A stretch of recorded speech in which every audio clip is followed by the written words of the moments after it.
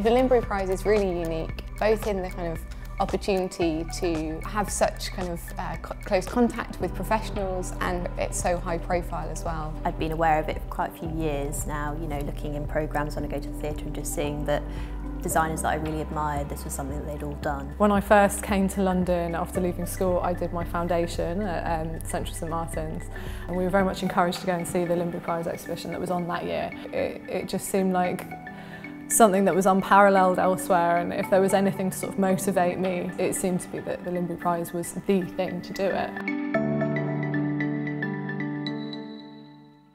It's an amazing opportunity to be able to show your work to the industry. It's an amazing platform. It has the potential to open doors which you wouldn't be able to get to at this stage of your career. And you're also being exposed to and meet the latest crop of theatre designers from the UK, and of course also have the possibility to work with directors and crews and choreographers in my situation. Because of the fact that you have to be a recent graduate, and the fact that it throws you right in at the deep end in terms of interacting with all these different people. It's not experiences or people you would meet straight away normally. It's the sort of thing you'd build up to over a few years. Right at the beginning, in the first interview rounds, we met with 5 designers, and that was really good to, even if you didn't get through, it would be good to have someone really experienced look at your portfolio and tell you what you're doing right and what you're doing wrong and how to improve.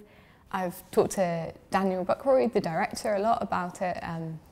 He's been obviously very influential in pushing the design forward, but then we also have the opportunity to meet production managers and lighting designers from the National Theatre, and kind of to discuss how the design might work in a kind of a practical sense. Through this process I've met John Balser, who is our mentor for Phoenix Dance Theatre, and he's an amazing man. Went to his studio to be able to see the breadth of his work. It's just really inspiring.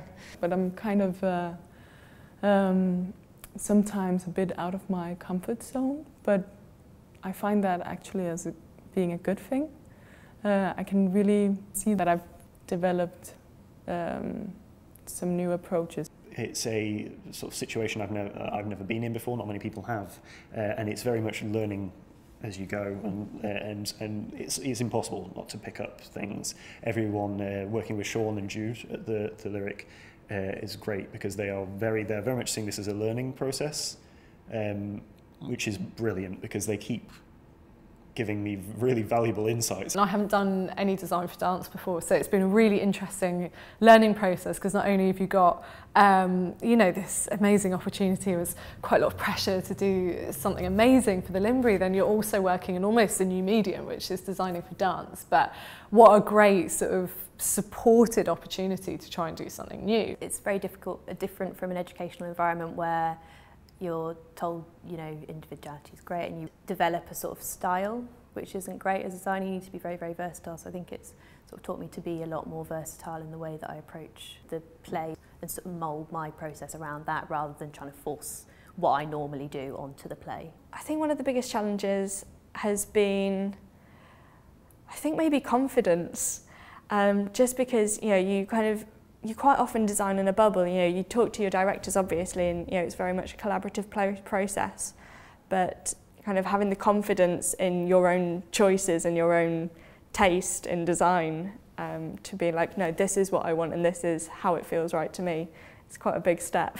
I think people might not necessarily value the design aspect of theatre sometimes, and I understand that people may want something minimalist or abstract, but you know, the curtain goes up in a theatre and the first thing you see is where they are, what they're wearing, and that kind of is the first springboard into whatever story you're about to tell.